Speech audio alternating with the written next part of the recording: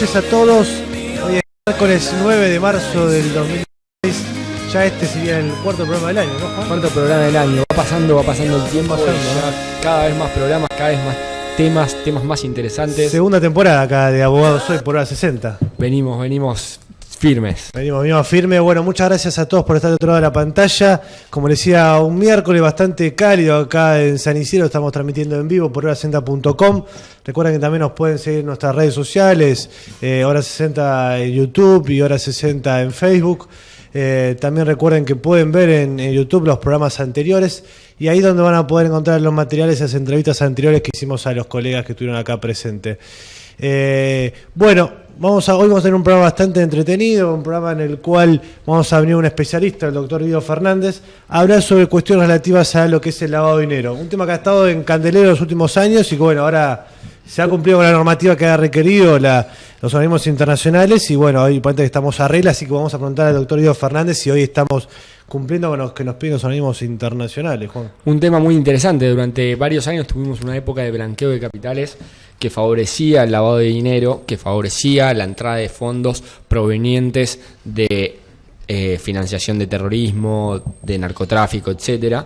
Y hay que ver si hoy por hoy se cumple con los estándares internacionales o si seguimos incumpliendo, ¿no? Exacto. Vamos a preguntar al doctor Guido Fernández a ver qué opina sobre esta nueva ley de lavado de dinero, la ley de blanqueo de capitales, como bien dijiste vos.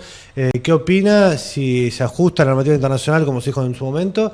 Y bueno, y cómo ve la situación actual. Así que va a ser un tema muy interesante, un tema como para quedarse del otro lado de la pantalla, que es un poco técnico, vamos a tratar de llevarlo, a hacerlo ameno, pero bueno. Es un tema más bien técnico, pero que es interesante de saber y de conocer, porque se habla mucho de esto. Salen las noticias, pero cuando dicen lavado de dinero o blanqueo de capitales en general, a la gente le cuesta entender. Sabe que suele ser dinero mal habido, o por lo menos no muy claro de dónde se sacó esos fondos, pero además hay pocas sentencias. Exactamente, sí, la verdad es que hay muy poco del tema. Vamos a preguntar al doctor qué es lo que hay que hacer para que haya más sentencias, qué normativa tiene que modificarse para que haya más sentencias.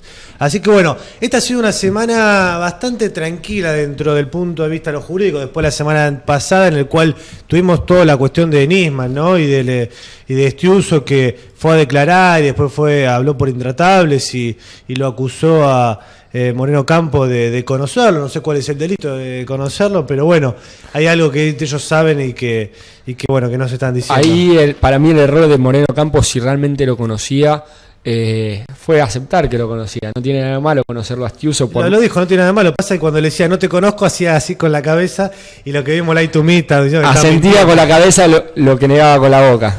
Así que bueno, es raro que un fiscal con esa experiencia cometa semejante error, pero bueno, siguiendo con los temas de la semana, fue una semana tranquila. Le pido a que me saque la placa, la producción, me está ahí con placas conmemorativas, todavía siguen con ese gustito amargo de noviembre. Fue una semana bastante atípica porque no hubo grandes bombas como tuvimos en diciembre, enero, Juan. La verdad que no, la verdad que por suerte, si bien hoy hubo un hecho en el Congreso que supongo que lo van a levantar todos los noticieros, todavía no tuve la suerte de mirarlos, pero lo que pasó en el Congreso en la comisión de los DNU, ¿sí? Como habíamos hablado, si recuerdan lo que les habíamos contado, se tiró abajo el DNU, por lo menos en comisión, de ganancias. Hubo dictamen en contra del DNU de Macri, dictamen de mayoría con 8 votos contra 7. Y ahora hay que tratarlo en tablas. Hay que tratarlo en el recinto y el primer tema que se va a discutir va a ser justamente el rechazo. No cambia mucho, es anecdótico. Después si tienen los votos en las cámaras, esto es meramente anecdótico, digamos, ¿no? Pero bueno, como le decíamos, es una semana bastante tranquila. La semana que viene el tema de color va a estar empezando a ese acto formal que todos los años vemos ahí, que el doctor Lorenzetti empieza el año judicial. Lo empezamos siempre el 15 de marzo, este año va a ser este martes, ahí en el Salón de Honor, en el Patio de Honor del Palacio de Tribunales a las 12 horas. Bueno, va a estar el doctor Lorenzetti dando comienzo al año judicial y bueno, van a estar todas las autoridades invitadas y seguramente se va a estar transmitiendo en vivo. Exactamente, todos los años se transmite en vivo. De hecho, salió una acordada por el tema de cómo era el tema para acreditarse la prensa, todos los años da buenos discursos, esperemos que no sea la excepción. Y bueno, veremos qué parte de los alineamientos de la Corte durante el año siempre. Exactamente, siempre habla de un poquito de cómo se va a ir desarrollando el año jurídico, en las causas más importantes que se van a tratar, ¿no? Así que bueno, nos enteraremos el martes con qué nos va a sorprender Lorenzetti, si nos sorprende. Otro tema también interesante, que esta semana ha estado un tema quizás más relacionado a los empleados judiciales, se da un aumento a los empleados judiciales del 10%. Exactamente. Lo cual muchos lo han considerado anecdótico. Sí, es un poco teniendo en consideración la inflación que hubo en el último tiempo, ¿no? Pero bueno, algo es mejor que nada siempre. Los gremios ya manifestaron, yo lo puse en mi Twitter, que está en estado de alerta y movilización, dice Angor. Me gustaría saber bien alguna vez qué es el estado de alerta y movilización. Atento, están todos los compañeros presentes ahí por si lo llaman. Después otro tema que fue muy importante también esta semana, se reanudó aquellas cuestiones, estamos en lo que sería el juicio del 20 de diciembre, ¿no? Ese hecho trágico que conocimos todos, 19-20 de diciembre del 2001, todavía estamos haciendo juicio, Juan, y ahora el tribunal número 6 empezó con los alegatos, esta semana se van a reanudar los alegatos. Exactamente, estamos llegando al final y ya nos vamos a enterar cuál es el desenlace de este caso. Así. Bueno, ahí recordemos que está imputado el comisario general de la Policía Federal. Hay muchas personas que están involucradas. Está Rubén Santos, como dije. Y bueno, va a empezar fue un hecho que desenlazó en la caída de un gobierno, en una crisis, ¿no? Bastante importante de institucionalidad. Que han habido muchas víctimas y bueno, va a ser transmitido en vivo por 6JTV. Y va a ser un hecho sin precedentes que bueno, se lo vamos a poder ver todos por 6JTV y bueno, se va a reanudar esto, ¿no? Esperemos que alguna vez por todas, después de 15 años. 15 años ya. Esperemos ya, después de 15 años ya estamos en la parte final, va a haber alegatos y bueno, se va a estar próximamente habiendo una sentencia que bueno, que veremos qué sucede. En algún momento yo creo que habría que rever estos temas, si bien es un juicio por demás complejo, 15 años, cuando la justicia llega tarde, muchas veces no es justicia. Entonces estaría bueno que reveamos los procesos y los tiempos que llevan los juicios, ¿no? Por supuesto. La Constitución, la Constitución anterior del 94 mandaba a hacer los juicios por jurados, con lo cual estaría bueno que de una vez por todas tomemos el toro por las astas y nos embarquemos en esta modificación del Código Procesal, ¿no? Por supuesto, es un tema que la verdad que va a ser seguramente tema de discusión en esta gran reforma que quiere hacer el gobierno. Después un tema que también fue muy interesante, que algunos medios lo pasaron así por lo bajo, y lo estuvimos hablando esta semana ahí cuando nos encontramos, hubo un caso de la Corte Suprema de Justicia de Corrientes en el cual se iba contra el servicio social de esa provincia, que le había quitado a una mujer, una jubilada, la pensión de su primer marido. Estaba casada en segundas nupcias y le habían quitado la pensión de su primer marido. Exactamente. Y bueno, y el fallo le reintegró este deber del Estado de seguirle pagándole la pensión. Exacto. Es un fallo interesante, la verdad que yo conozco algunos casos en los cuales esto se venía dando. Habría que evaluarlo un poquito más a fondo si realmente corresponde.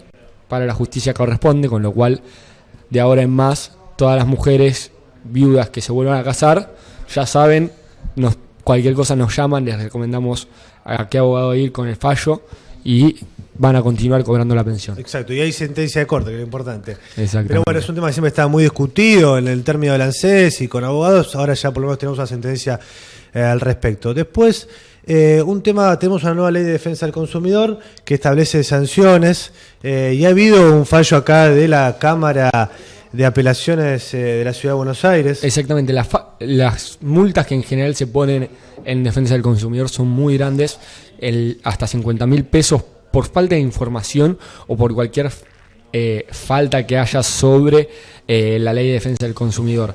Y la verdad es que es un tema muy preocupante para las empresas porque, por ejemplo, si en una transacción yo no te informo cierto tema que tenga que ver con un detalle de un auto, por ejemplo, o un detalle de que este auto yo te lo vendo y no trae tal equipo y yo te lo vendí con ese equipo, vos me podés venir a reclamar y Defensa del Consumidor me va a imponer una multa a mí por falta de información. Y es lo que pasó justamente en este caso.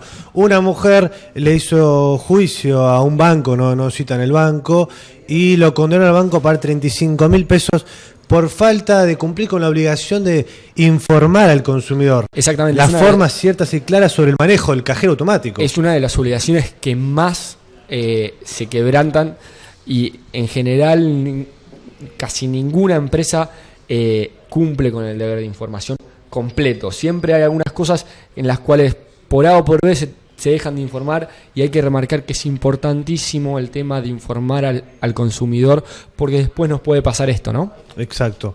Y bueno, cerrando con las noticias de esta semana, hay una noticia que tampoco ha estado mucho en los medios y la verdad que yo la considero muy importante, quizás ha estado en los partidos anteriores en los que jugó el glorioso River Plate en el Monumental. Glorioso para algunos. O sea, cómo zafaron, La sacaron barata, pero bueno, le dimos un poco de aire al mellizo pobre que venía, estaba con mucho miedo cuando se entró a la cancha. Bueno, un equipo nuevo hay que darle tiempo. La Fiscalía elaboró más de 200 actas ese día, Juan. Un montón, la verdad que es un muy buen número, considerando que antes no se labraban tantas, ¿no? Antes hacía lo que se quería, era tierra de nadie, ir al Monumental. Ahí teníamos expendio de bebidas, reventa de entradas, venta ilegal de mercadería. Era como, no sé. Exactamente, la verdad es que vos tenés ahí los números, pero creo que la mayor cantidad de estas 200 y pico de 220 dijiste, infracciones y actas son con respecto a trapitos. Exacto. Ahí se elaboraron 172 actas de personas que exigían dinero para cuidar coches, sin autorización, obviamente, ¿no? Después se elaboraron 11 actas por suministrar bebidas alcohólicas. Eran los clásicos vendedores que estaban ahí. Los vendedores ambulantes. Con 11 se quedaron cortos, y con 172 me parece que también, pero bueno. 5 actas por reventa de entradas. Ahí también se habrán quedado un poquito cortos. 5 actas por omitir recaudos en tema de seguridad. Y 4 actas por entrar en lugares distintos al estadio. 4 actas por ingresar con pirotecnia, un acta por ensuciar bienes y un acta por daños. Así que bueno, vamos a ver, va a tener trabajo la Fiscalía esta semana. Exactamente, la verdad es para celebrar que de una vez por todas se empiece a tomar ciertas cartas en el asunto. Se cuide el espacio público. Sí, a ver, yo por mi lado tengo unas quejas con respecto a cómo estacionan los autos en la autopista, sobre la autopista. La verdad que estaría bueno que se tomen cartas también en el asunto, porque está la policía parada enfrente, y está la barra, y están todos los micros de la barra en el medio de la Lugones. Sí, el problema es dónde pones 30.000 autos que llegan a un lugar donde no hay capacidad, ¿no? Es un tema que habría que discutirlo y plantearlo. Habría que discutirlo y plantearlo, y River se tendría que hacer también cargo del tema. Bueno, vamos a ver si hace cargo River del tema. No lo creo. No, lo veo difícil, pero bueno, seguramente es un tema que trata todos los grupos de los equipos del fútbol argentino, el tema de la seguridad, el tema... Sí, River, porque estamos hablando de River, pero en Boca también pasa. Exactamente, es un tema bastante conflictivo y que, como siempre se sabe, los vecinos siempre están en contra de esto. Pero bueno, terminando con las noticias de color de esta semana, ya está en nuestros estudios el doctor Guido Fernández y nos va a estar seguramente hablando, va a estar hablando sobre aquellas cuestiones que dijimos sobre el tema de lavado de dinero. Y bueno, vamos a la pausa y cuando volvemos con el segundo bloque y con más temas interesantes. Vamos a estar hablando de Ley de Acceso a la Información Pública. Ley de Acceso a la Información Pública, actualmente les vamos a contar rapidito, hay un decreto, se mandó una nueva ley, vamos a ver qué dice el decreto, qué quieren poner la nueva ley. Exacto, cuando hablemos de la pausa vamos a estar hablando con el tema ese. Hora60.com. Y bueno, Juan, arrancamos con todo. Ya está con nosotros el doctor Guido Fernández. ¿Cómo andás, Guido? Bien, todo bien, por suerte. Bienvenido al piso. Bienvenido. Gracias. La primera invitación, que no será solamente la primera, serán varias, porque es un tema que la verdad que da para hablar y seguramente vamos a estar con muchos temas durante el año que vamos a dar de a dosis la información. Claro, ¿no? que trata esta temática. Así que bueno. Así es. Así, Juan, bueno, nos prometiste recién que íbamos a hablar sobre Ley de Acceso a la Información. Vamos a hablar un poquito de la Ley Nueva de Acceso a la Información. En la actualidad existe cierta normativa de acceso a la información. Hay muchos países, como por ejemplo Chile, Ecuador, Honduras, México, Nicaragua, entre otros, que prevén dentro de sus leyes el acceso a la información pública. Dentro de las provincias de Argentina, ahora viniendo a la Argentina, hay algunas provincias que tienen cierta normativa, como por ejemplo Buenos Aires, la Ciudad Autónoma, Catamarca, entre otras.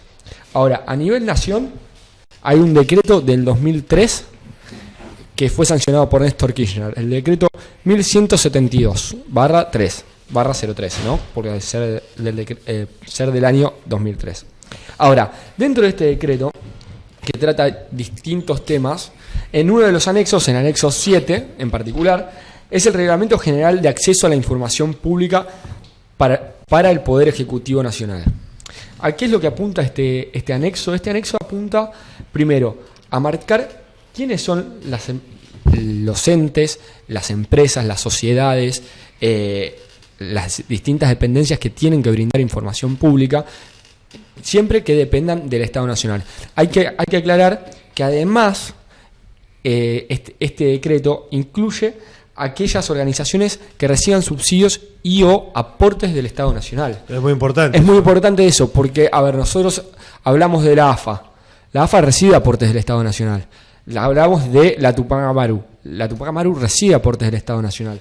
Y así podemos hablar de un sinfín de empresas que deberían, por lo menos, justificar ante un pedido de información pública sus estados de balance, distintas cuestiones que podamos preguntarles, ¿no? Bueno, entonces, que se gastó. para repasarlo, tenemos un antecedente del año 2003, cuando hubo esta primera ley, decreto sobre acceso a la información pública, que ha quedado en un ni, digamos, no se ha avanzado entre lo que se aconsejaba avanzar, y bueno, ahora viene con este nuevo proyecto la señora Laura Alonso, buscando nuevas ideas y tratando de incorporar a mayores agentes. Exactamente, a ver, lo que es importante remarcar es que el proyecto, por lo menos a lo que tuvimos acceso de ley de información pública, establece un par de ejes que vamos a compartirlos, que primer eje, incluye a los familiares de los funcionarios públicos, es decir, todos los familiares,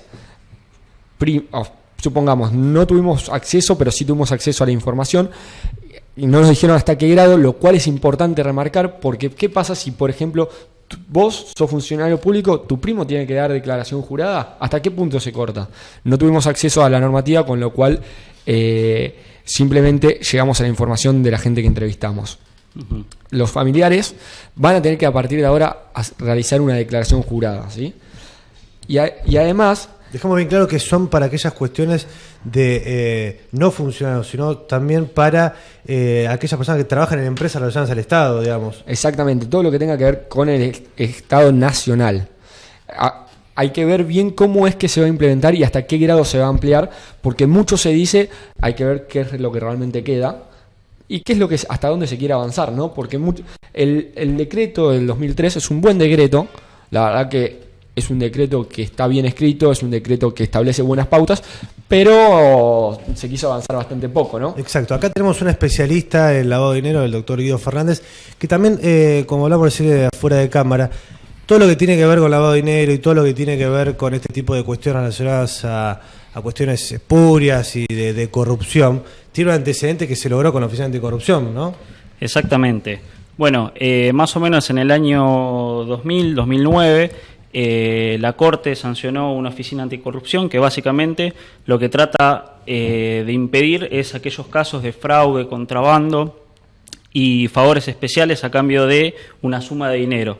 O sea, básicamente lo que trata de hacer esta oficina, que bueno, está compuesto por un cuerpo de peritos especializados en este tema, básicamente es detectar aquellos relacionados con el tema que estamos hablando, aquellos funcionarios, o mejor dicho, exfuncionarios, que tengan algún tipo de vinculación, tanto sea con el lavado de dinero como también el terrorismo. Exacto. ¿Está bien? Relacionado con el tema del tema de los juradas. Claro, declaraciones juradas y demás, eso está relacionado con un tema de lavado de dinero que son los PEPs. Llamados PEPs, que son las personas expuestas políticamente. Exactamente, donde estas personas expuestas políticamente básicamente son alcanzados tanto de grado ascendente, descendente o colaterales hasta primer grado. Recordémosle a la gente, Uh-huh. Disculpa que te interrumpa, Guido, por favor, que cuando uno va a vender un auto, te hacen firmar justo una planilla, nos pasó a todos, que manifestamos o no si somos una persona políticamente expuesta. Muchos de ahí le deben preguntar al registro, ¿qué es esto? ¿Qué es esto?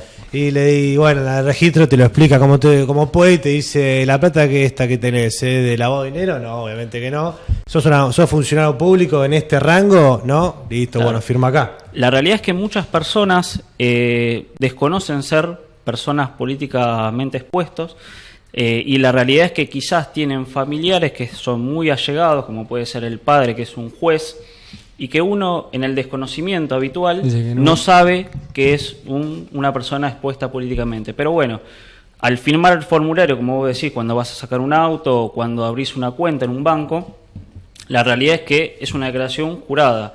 Vos decís lo que crees que estás alcanzado o no. Si decís que no sos una persona políticamente expuesta, pero en las bases se cruza que vos sí lo sos, para esa entidad sí lo sos. Claro. Sea el concesionario, sea el banco, etcétera. Exacto. Eso para que dejar en claro, digamos, cuando uno firma ese formulario con el desconocimiento de que uno quizás no crea que lo sea, pero quizás hay mucho desconocimiento de la gente de todas las normativas que tengan que ver con acceso a la información pública, que se conjugan con esto que vos estabas comentando recién de la agencia anticorrupción. Exacto. Es todo un sistema que está armado, que está bueno si funciona todo engranado como debería funcionar. Una cosa sin la otra no funciona porque, a ver, el acceso a la información pública y las leyes de acceso a la información pública, en este caso un decreto que ahora va a ser modificado o se va a intentar modificar con una ley, funciona más que nada para el ejercicio tanto periodístico como de información para los órganos, por ejemplo, los de anticorrupción.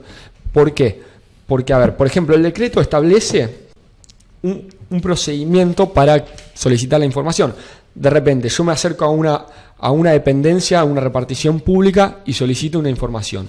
¿Cómo la solicito? La solicito mediante un escrito que no tiene que tener ninguna formalidad en particular, simplemente un escrito diciendo: requiero la información de tal año a tal año relacionada con tal tema. Bueno, pues es un tema que ya ahora con este nuevo proyecto que está mandando al Congreso va a quedar obsoleto, porque justamente lo que se busca ahora es la publicidad online, justamente, Juan. Exactamente, pero hay muchas cosas, hay muchos datos que no van a poder estar publicados online. A ver, cierta información va a ser necesaria buscarla donde esté, en las fuentes.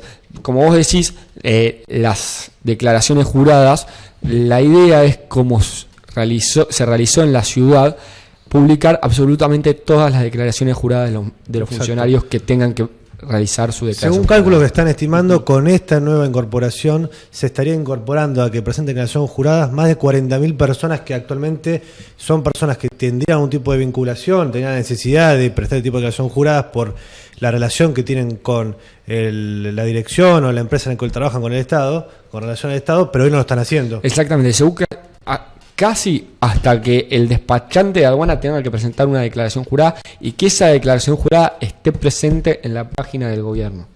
Exacto, y también un tema muy importante, ¿no? Que bueno, que ha estado en los medios últimamente, el tema de los familiares en el poder, ¿no? Es el tema de que también con esto se va a tratar de limitar a aquellos que haya familiares en cargos públicos. Exactamente, ese es otro eje de la normativa. Y un tema muy importante, que funcionarios que se desempeñan en el sector público no puedan trabajar en el sector privado, por lo menos por un plazo de 2 años. Tiene una lógica importante esto, ¿no? En general, todas las empresas, cuando se van los grandes directores, suelen firmar un non-compete, que por cierto tiempo no podés irte a la competencia, no podés irte a realizar ciertas tareas. ¿Por qué? Porque vos contás con ciertos secretos, con cierto conocimiento que no lo tiene el público en general y que estarías compitiendo de una manera hasta desleal, yo diría, ¿no? Exactamente. Así que bueno, vamos a ver qué pasa con este nuevo proyecto de la Oficina Anticorrupción. Este organismo, como nos dijo Guido que Fernández, que se ha sancionado en el año 2009. Y bueno, yo creo, esperemos que bueno que se incorpore y que sea una medida que sirva como para... sobre todo el tema que sea online, ¿no? Basta el tema engorroso de presentar un escrito, que cualquier persona no tenga nada que ocultar y que cualquier persona pueda acceder a una base de datos y saber, sobre todo los periodistas, ¿no? Que son los que más tiempo le dedican a esto, ver la situación patrimonial de cada persona. Después un tema también que, para ir cerrando más este tema y vamos ya entrando en el tema del lavado de dinero, que esta semana estado el tema de la apelación de Lagomarsino, Juan. La apelación de Lagomarsino. Sí, la verdad es que nosotros la adelantamos la semana pasada, cuando vos bien, Lucas, decías, no entiendo bien cuál es el fundamento para pasarlo a fuero federal. Que no quedaba bien claro de la sentencia, la verdad no quedaba claro, con lo cual seguimos un poco en este tema va a seguir, la verdad, y ahora Lagomarsino apeló esta decisión, ¿no? Apeló esta decisión y los abogados de Lagomarsino dijeron que en el fondo, si la jueza anteriormente ha dicho que era competente ante la declaración de Estiuso, nada cambió con la declaración de Estiuso. Claro, la declaración de Estiuso es simplemente una declaración, no aporta mayores pruebas. La declaración de Estiuso y de Carlos Moro Rodríguez, también el otro agente. Exactamente, son declaraciones que no son prueba calificadas científicamente, son meras opiniones, si se quiere, y hay que comprobar eso, los dichos esos de Estiuso y de Rodríguez. Exacto. Ellos hablan de que Estiuso vino a contaminar el expediente y que bueno, son hechos que no tienen un asidero probatorio que lo respalden, por lo cual nada puede hacer que este tipo de resoluciones, este tipo de competencia de esta jueza cambie por fundamentos tan poco firmes y con prueba tan poco fidedigna como la que estamos mencionando, en el que son declaraciones de todos los agentes. Si es que solamente figura lo que dicen. Exactamente, hay que ver si hay algo reservado, habría que realmente ver cómo es el tema, si va un poquito más allá de lo que conocemos, ¿no? Y de lo que se puede conocer hoy por hoy. Así que bueno, seguramente va a estar resolviendo la Cámara del Crimen esta semana, tiene plazo hasta el 18, si no mal recuerdo, para resolver esta cuestión. También se va a estar cruzando también otro planteo que le hizo la querella sobre el tema de la competencia. Se va a estar cruzando este planteo de falta de competencia, justicia federal, y un planteo especial que hizo la querella por el pase a justicia federal. Se van a estar cruzando esos dos planteos en la Cámara del Crimen, y bueno, esta semana se va a estar resolviendo la situación, si realmente pasa a la justicia federal o continúa donde tiene que quedarse, que es la justicia ordenada, donde se investigue el crimen, el homicidio. Donde por lo menos nosotros creemos que debería seguir, ¿no? Y sí, todo el mundo dice que tendría que seguir ahí para que no interfiera Estiuso. Así que bueno, vamos a ver qué pasa. Esperemos que la Cámara del Crimen tome la decisión ajustada a la ley que se merece. Y bueno, esperemos que se haga justicia. Como que sea justicia. ¿No? Así que bueno, ya terminamos estos temas. Vamos a una breve pausa y cuando vamos a estar hablando con el doctor Guido Fernández sobre las cuestiones de lavado del dinero. Un tema muy interesante. Muy interesante, la verdad. Tema prometido del comienzo, ya lo presentamos al doctor Guido Fernández. Lavado de dinero. Doctor, ¿cómo está la Argentina en cuestión de lavado de dinero? ¿Estamos bien, estamos mal, estamos cumpliendo la ley? Estamos bien. ¿Estamos mal, pero vamos bien? Y mirá, hasta el último informe que dio el GAFI, que es el Grupo de Acción Financiera Internacional, que fue en el 2014, Argentina pudo salir de lo que era la lista gris en materia de prevención del lavado de dinero. ¿Qué implica estar en la lista gris? Y es malo, obviamente. Es malo porque internacionalmente otros países nos ven como un posible foco o donde pueden introducir capitales provenientes ya sea del terrorismo, narcotráfico, etcétera. O sea, la realidad es que está muy mal visto y era una de las situaciones que se trabajó bastante desde la UIF, que es la Unidad de Información Financiera, como para que esto se pueda revertir. Por eso digo que, si bien estuvimos mucho tiempo en esta situación gris, hoy por hoy, después del último informe, logramos salir de esta situación. Y tiene una cuestión muy importante, como se está hablando de últimamente, que me acuerdo en su momento cuando se aprobó la ley, allá hace 2 años, si no recuerdo mal, Kicillof decía que si no se aprueba esto, no vamos a estar con acceso al mercado internacional de créditos. Tiene una relación con eso. Eso es lo que decía él, hay que ver si vos me dirás si es verdad o no. Y también tiene una relevancia muy importante en este momento, que Argentina justamente lo que está buscando es ingresar al mercado internacional de créditos. Sí, tiene una relación estrecha, pero bueno, la realidad es que sí, Argentina, si no revertía esta situación, la realidad es que el día de mañana, cuando quería pedir ayuda internacionalmente, iba a ser visto de esta forma, como un país foco del lavado de dinero como es Panamá y otros. Un foco de incendio sería. Exactamente, sí.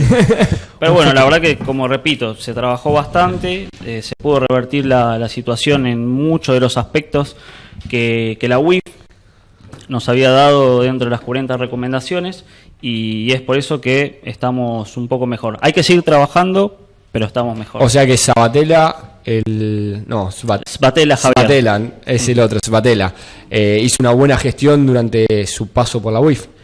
Yo la realidad, ¿Estás comprometido? o sea, dentro hay excepciones que confirman la regla siempre. Si das mi punto de vista, o sea, yo considero, trabajando en un banco, que se solicitaron bastantes pedidos de información o requerimientos como para investigar esto. Y la realidad que las causas, si ustedes se ponen a ver el informe de la UIF, que esto está publicado, el nivel de causas en materia de lavado de dinero aumentó drásticamente.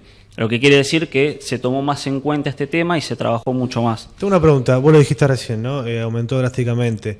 ¿Estas nuevas reformas lograron descubrir hechos de lavado de dinero? Esa sería la primera pregunta. Y la segunda pregunta, ¿por qué en la Argentina hay muy pocos fallos de lavado de dinero y hay uno solamente conocido, que por lo que recuerdo yo, de un parrillero de Córdoba, digamos? ¿Por qué hay, qué es lo que nos está faltando?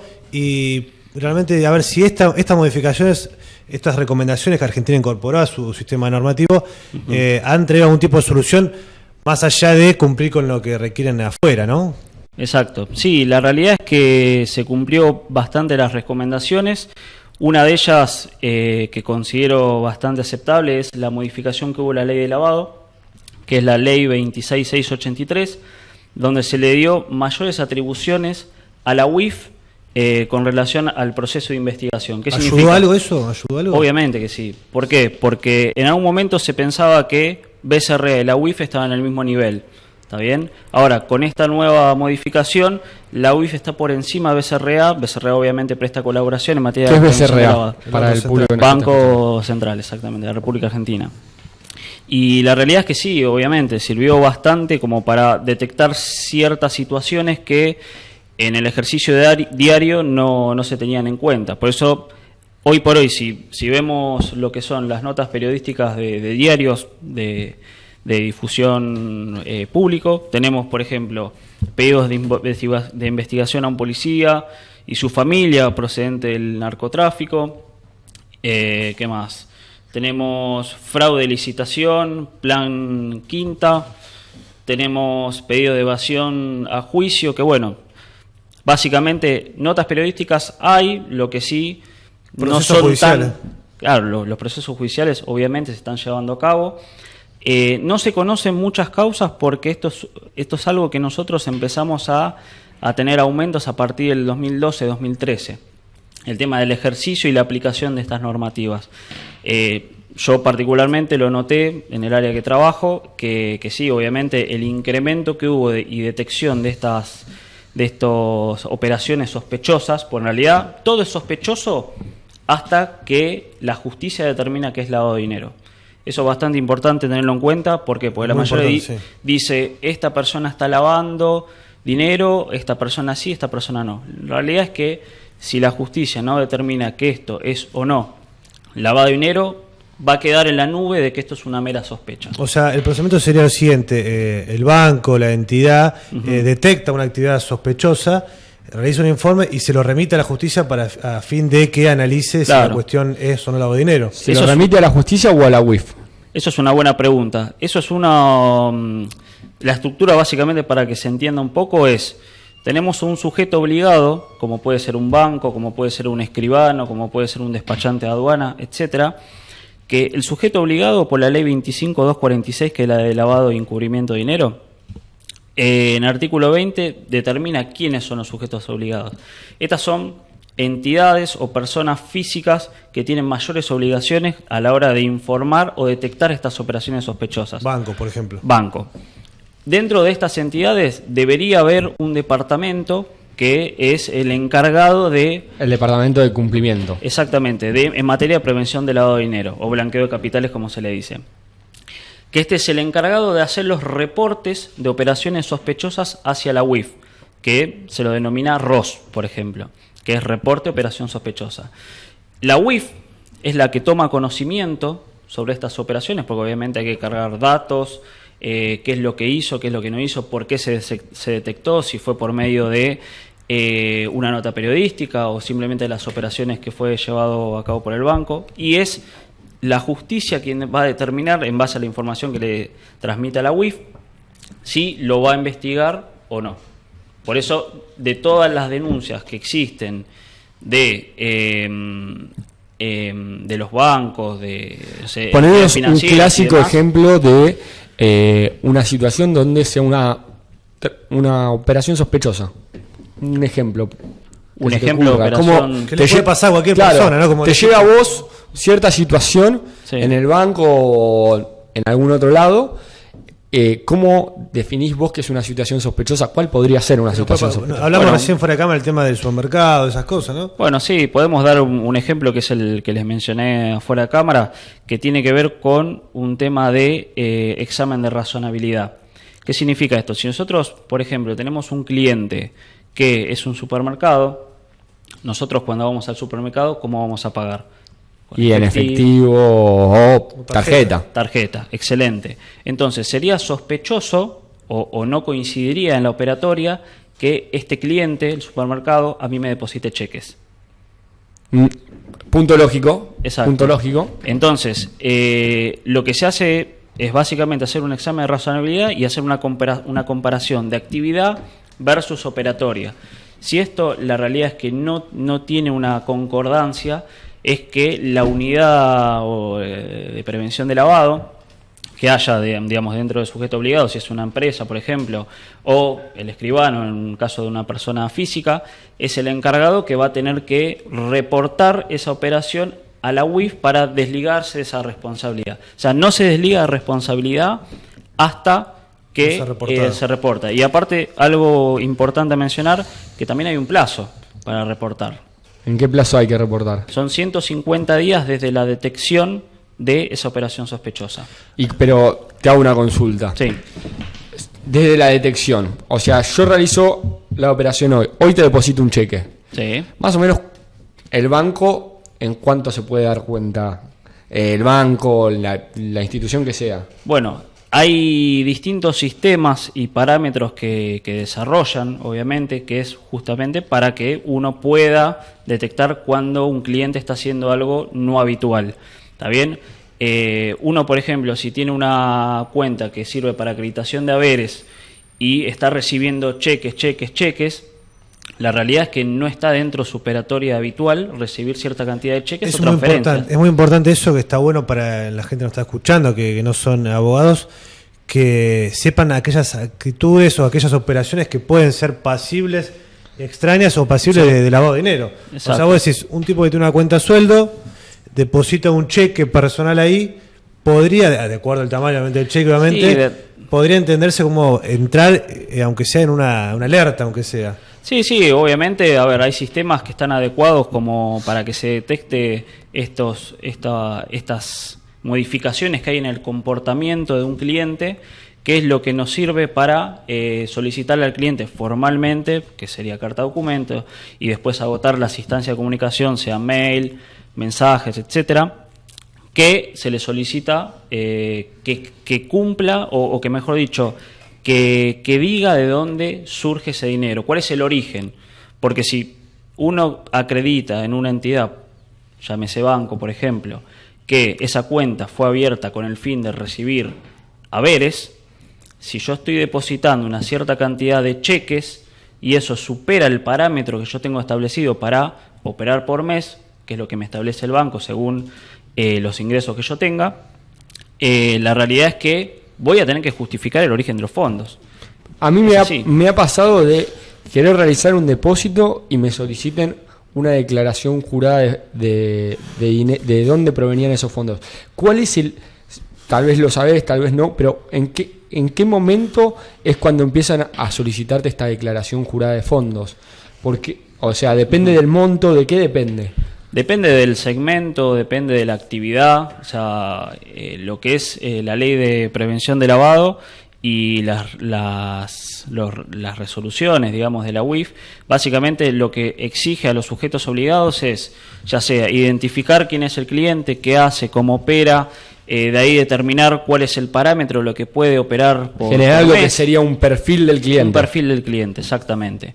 Y en base a eso, determinar a ver hasta dónde podría llegar a operar sin solicitarse documentación y si supera ese parámetro, obviamente por lo que es el anexo legal, en el caso de un banco, sí o sí va a tener que presentar el origen ilícito de los fondos. O sea, no se dan todos los casos, pero depende cuál sea la operación, o sea, el banco está obligado a solicitarte esa información, caso contrario, te puedes vincular. Y hay muchos casos, perdón Lucas, un minutito, y hay muchos casos en los cuales los bancos tienen que responder por no solicitar esta declaración, ¿no?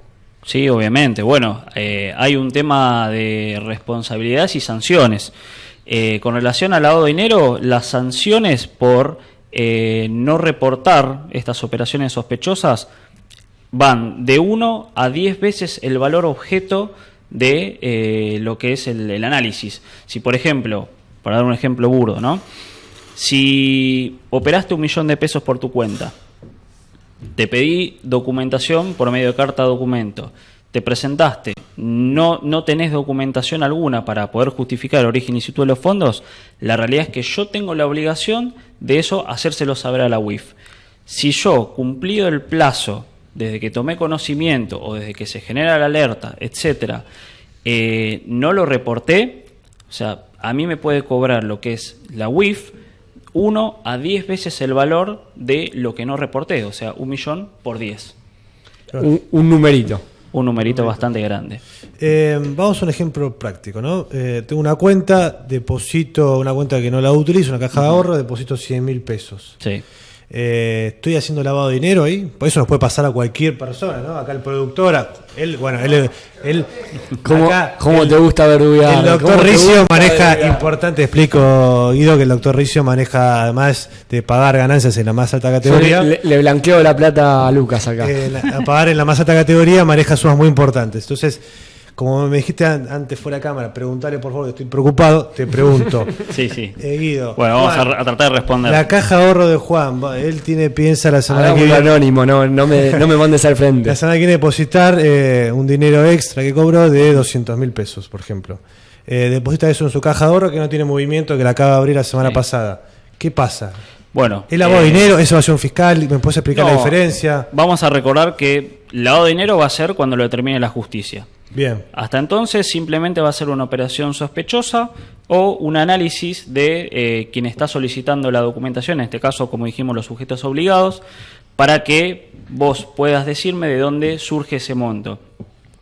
Dependiendo cuál sea el segmento, o sea, qué tipo de cuenta tengas, cuáles son los ingresos que demostraste en el momento de la apertura de tu cuenta y demás, si vos superaste el parámetro de lo que tenés que operar, ya sea de forma mensual o por trimestre, por ejemplo, si vos esos 100.000 pesos te mandan carta documento y te piden documentación de origen de fondos, si vos omitís presentar esa documentación, la realidad es que vos estarías en falta a lo que es el anexo legal, que es básicamente donde te piden cualquier tipo de información que haga el origen ilícito de los fondos. Por ende, queda a disposición de lo que es este sujeto obligado si te va a efectuar el reporte de operación sospechosa o no. Pero también es algo importante mencionar que es un tema confidencial.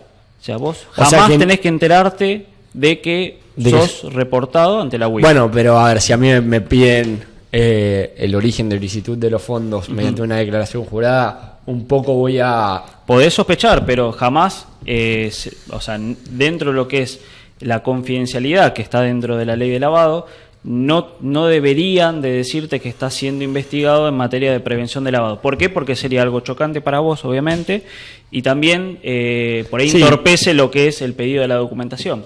Exactamente. Entonces, no sería lavado de dinero, como recién me preguntaste, Lucas, pero si uno omite presentar documentación o la documentación es insuficiente como para respaldar ese origen de los fondos, quizás entra dentro del campo de que posiblemente sea reportado ante la UIF. ¿Qué pasa con la plata de Juan? Se le devuelve. ¿Se le devuelve? Exactamente. Nosotros no, salvo que sea por disposición de la justicia, no podemos hacer congelamiento de fondos ni tampoco retener lo que es esta suma de dinero. ¿El tema de evasión fiscal no tiene nada que ver? ¿No se le avisa a Sí, AFIP? obviamente. A ver, el tema de evasión fiscal, AFIP es uno de los entes estatales los cuales están a favor de la lucha contra la prevención del lavado de dinero. AFIP, Procelac, la UIF, BCRA, Procelac, que es el ministerio, depende del Ministerio Público Fiscal. La realidad es que sí, obviamente todos están en contra, o sea, luchando en contra de lo que es lavado de dinero, pero en tu caso puntual te deberían de devolver el dinero porque obviamente no les pertenece. Te hago una consulta.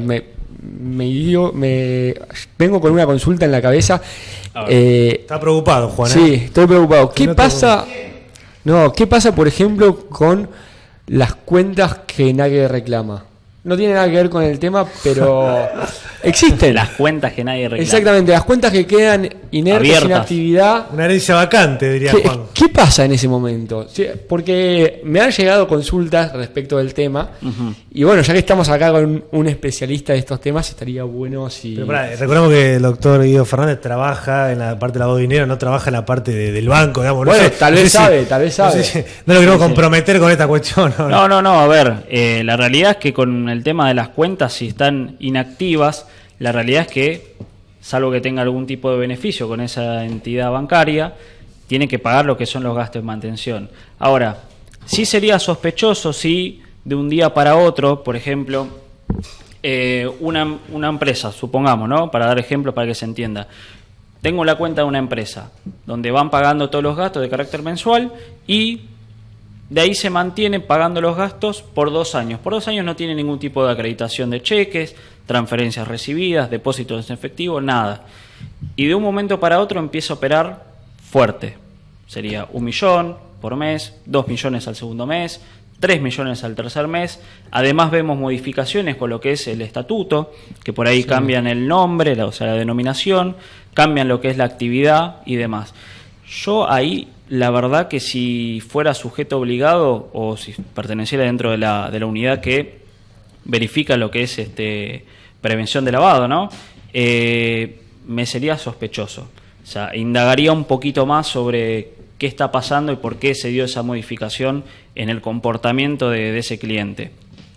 Pero si una cuenta está inactiva mientras vos pagues los gastos, no pasa nada. Bueno, muy claro entonces eso. Muchas gracias, doctor Fernández, por haber venido. Por favor, muchas gracias. Vamos a seguir solamente hablando de este tema con seguramente algunas modificaciones que se van a ir incorporando durante este año, que va a estar movido seguramente en este tema. Yo creo que va a seguir saliendo muchos temas de este tema, de este subtema, uh-huh. Porque todo lo que vimos ahora con Laura Alonso y todo lo que está queriendo hacer es encarar los temas de lavado, encarar los temas de corrupción. Y la verdad es que durante el año va a ser más que bienvenido porque vamos a tener que aclarar un montón de cuestiones y perfecto. Es importante que un experto venga a contarnos. Lo tendremos seguramente en el piso, así que bueno, Juan, a prepararse, Juan, a cerrar la cuenta y poner la plata abajo del colchón. Así que bueno, vamos terminando este programa. Pero la vas a tener que declarar en tu declaración jurada, si la tenés abajo del colchón.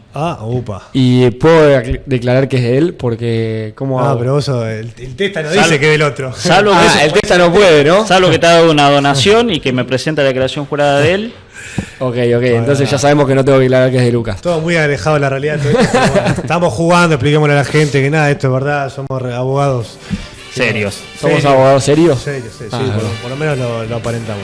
Así que bueno, se nos ha sido el programa, Juan. La verdad, un programa, cada vez me va gustando más esta radio, cada vez temas más interesantes. Sentí que fueron 20 minutos. Yo recién miré el reloj que tenemos ahí abajo en la pantalla y de repente eran las 9. No sé qué pasó en el medio. Nos estamos diciendo muchas cosas. Y esto es mate, ¿eh? El mate acompaña. El mate siempre acompaña. Así que bueno, será hasta la semana que viene, acá por horasenta.com, los miércoles a las 8 de la noche. Esperemos ya con un año judicial en comienzo. Vamos a ver qué nos dice el juez de la Corte de Lorenzetti, ¿no? Vamos a ver, así que bueno, será hasta la semana que viene. Muchas gracias por estar al otro lado de la pantalla. Y bueno, nos vemos la semana que viene. La semana que viene, Juan.